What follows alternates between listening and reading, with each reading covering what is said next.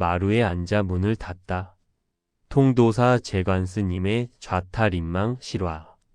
화려한 법상도 거창한 유언도 없었습니다. 80년 넘는 생의 마지막 순간, 노스님은 그저 평소처럼 마루에 앉아 조용히 문을 닫으셨습니다. 앉은 채로 길을 떠난 통도사 재관스님. 오늘 우리는 그 지독하리만큼 고요했던 어느 성자의 마지막 뒷모습을 따라가 봅니다. 경남 양산 영축산의 품에 안긴 천년고찰 통도사. 이곳에는 수천 명의 대중이 머물기도 하고 전국에서 몰려든 참배객들로 늘 북적입니다.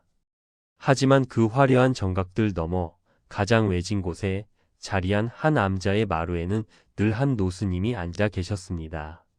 그분의 성함은 재관. 법호는 양진이라 했습니다. 하지만 큰 절에서 스님을 부르는 명칭은 그저 한주 스님이었습니다. 소임을 맡지 않고 조용히 머무는 노스님이라는 뜻이지요. 스님의 법복은 수십 번을 덧대어 원래 색깔이 무엇이었는지 가늠조차 하기 힘들었고 구부정한 허리는 마치 평생을 짊어진 업장의 무게를 견디는 듯 했습니다. 스님은 말이 없었습니다. 누가 스님 건강은 어떠십니까? 라고 물으면 그저 주름진 얼굴에 엷은 미소를 띄우며 예, 예 하고 짧게 답할 뿐이었습니다. 스님의 일상은 지독하리만큼 단순했습니다. 해가 뜨기 전 마당을 쓸고 공양 시간엔 남들이 남긴 찬밥을 물에 말아 드셨습니다. 그리고 남은 시간엔 늘 벽을 마주하거나 마루 끝에 앉아 산을 보셨습니다. 재관스님의 생애는 일제강점기 마렵 경북 예천의 가난한 농가에서 시작되었습니다. 1938년 6남매 중 넷째로 태어난 소년 한승교에게 세상은 차가운 얼음판 같았습니다. 아버지는 징용으로 끌려가 소식이 끊겼고 어머니는 굶주림 속에서 어린 아들을 남겨두고 눈을 감았습니다. 19살이 되던 해 소년은 갈 곳이 없었습니다.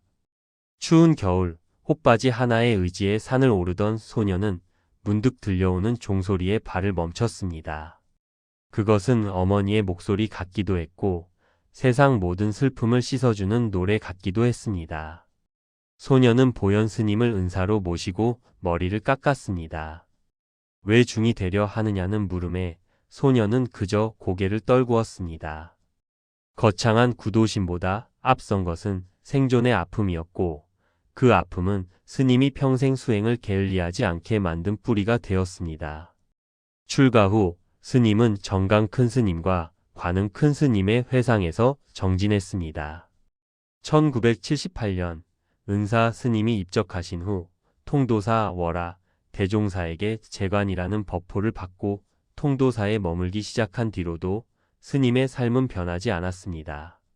무엇보다 스님은 시중을 무서운 줄을 알았습니다. 신도들이 올리는 쌀 한 톨, 돈 1,000원을 당신의 피보다 귀하게 여겼습니다. 스님은 자신의 방에 불을 때는 것조차 아까워했습니다. 한겨울에도 냉골에서 가사 한 벌을 덮고 잤습니다. 이 몸뚱이가 시주물보다 귀할 리 있겠느냐. 공양주 보살님이 걱정하며 건네는 따뜻한 물 한 그릇도 스님에게는 과한 대접이었습니다. 스님은 길가에 버려진 낡은 종이조차 함부로 하지 않았습니다. 그것을 깨끗이 펴서 경전 구절을 적거나 불씨를 살리는 데 썼습니다. 그런 스님을 보며 사람들은 미련하다거나 궁상 맞다고 하기도 했습니다. 하지만 스님은 그 비아냥을 비단결보다 부드럽게 받아 넘기며 묵묵히 마당을 쓸 뿐이었습니다. 재관 스님에게는 평생 소중히 간직해온 인연이 있었습니다. 은사 스님이 물려주신 금동 아미타 3존 불상이었습니다. 고려 말에서 조선 초에 희귀한 양식을 간직한 이 불상은 훗날 보물 제천 747호로 지정될 만큼 귀한 것이었습니다. 세속의 사람이라면 그것을 팔아 안락한 노후를 꿈꿨을지 모릅니다. 하지만 스님은 미련 없이 이를 통도사 박물관에 기증했습니다. 부처님 물건이 내 방에 있을 이유가 없다. 대중이 함께 보아야 부처님도 기뻐하실 게 아니냐. 보물로 지정되던 날도 스님은 평소처럼 낡은 가사를 입고 마당을 쓸고 계셨습니다. 스님에게 보물은 금으로 만든 불상이 아니라 매일 아침 눈을 떠 마주하는 영축산의 맑은 공기와 부처님의 가르침뿐이었습니다. 스님은 받은 소인비와 보시금마저 동안거와 하안거 때마다 선원수자 스님들의 대중공양으로 회양했습니다. 스님의 통장은 늘 비어 있었고 스님의 마음은 늘 꽉 차 있었습니다. 소리 없이 정진해온 스님은 평소 중은 자기를 돌아보는 힘이 없음 헛방이다. 항상 자기 자신을 돌아보면서 살아야 한다며 후학 스님들에게 당부했습니다. 사람들은 눈에 보이는 것으로 가치를 판단합니다. 어느 날은 큰 법회가 열려 절이 소란스러웠습니다. 한 젊은 신도가 짐을 잔뜩 들고 오다 마루에 앉아있는 재관 스님을 발견했습니다. 신도는 스님이 그저 일하는 처사인 줄 알고 툭 내뱉었습니다. 어이 노인장, 이 짐 좀 저기 법당 앞까지 옮겨다 주쇼. 곁에 있던 상좌 스님이 깜짝 놀라 신도를 꾸짖으려 했습니다. 하지만 재관 스님은 조용히 손을 들어 상좌를 말리셨습니다. 그리고는 무거운 짐을 번쩍 들어 법당 앞까지 묵묵히 옮겨주셨습니다. 짐을 다 옮긴 뒤 땀을 닦는 스님에게 신도는 고맙다는 말도 없이 돌아섰습니다. 상좌가 분해하며 물었습니다. 스님, 왜 저런 무례를 참으십니까? 스님이 누구신지 말씀하셔야지요. 재관 스님은 허어 웃으며 대답하셨습니다. 내가 누구면 어떻고 그가 누구면 어떻겠느냐. 짐을 옮길 힘이 내게 남아있음이 고마울 뿐이다. 그 신도 덕분에 내가 오늘 보시를 하나 더했구나. 스님에게는 이미 나라는 상이 없었습니다. 이름도 명예도 지위도 이미 스님에게는 낡은 껍데기에 불과했습니다. 2020년 12월 스님은 당신의 시간이 다했음을 직감하신 듯 했습니다.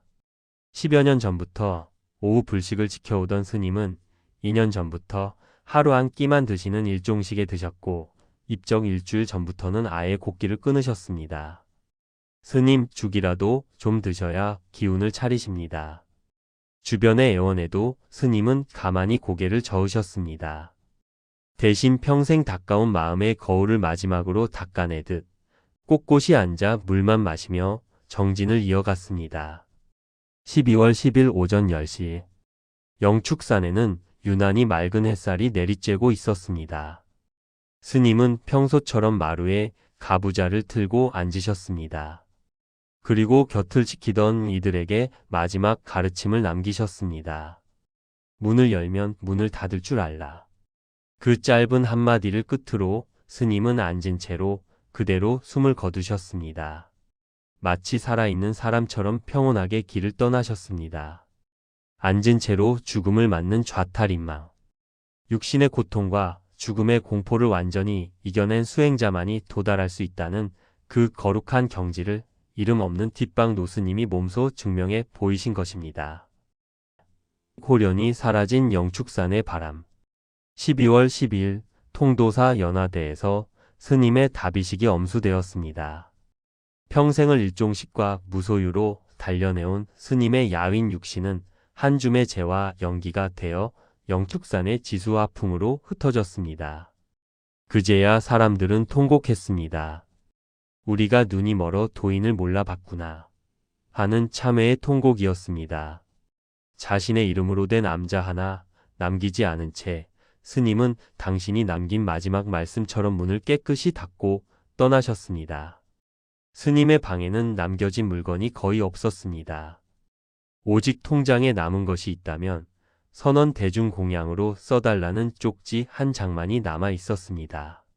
마지막까지 시주의 은혜를 갚으려 했던 스님의 지독한 정직함 앞에 모인 대중은 고개를 들지 못했습니다. 당신의 곁에도 도인이 살고 있습니다. 재관 스님이 떠난 지 6년이 지났습니다. 하지만 스님이 앉아 계셨던 그 낡은 마루의 온기는 아직도 많은 이들의 가슴 속에 남아 있습니다. 만약 지금 여러분 곁에 말없이 꾸준히 일을 도맡아 하는 누군가가 있다면 혹은 아무도 알아주지 않는데도 묵묵히 자신의 길을 가는 이가 있다면 함부로 대하지 마십시오. 어쩌면 그분이 이 시대의 재관스님이며 우리를 구원하러 온 살아있는 부처일지도 모릅니다. 사람을 귀하게 여길 줄 아는 마음, 겉모습에 속지 않는 눈. 그것이 재관스님이 우리에게 남긴 진짜 유산입니다. 그동안 우리가 겉모습에 속아 놓쳐버린 수많은 부처들에게 전하는 미안함과 다짐이 있다면 이곳에 짧은 댓글로 마음을 모아주십시오. 여러분의 구독과 좋아요, 그리고 알림 설정은 이 땅에 숨어 계신 도인들의 향기를 더 멀리 퍼뜨리는 소중한 보시가 됩니다. 당신도 누군가에겐 이미 소중한 부처님입니다. 긴 이야기 함께 해주셔서 고맙습니다. 성불하십시오.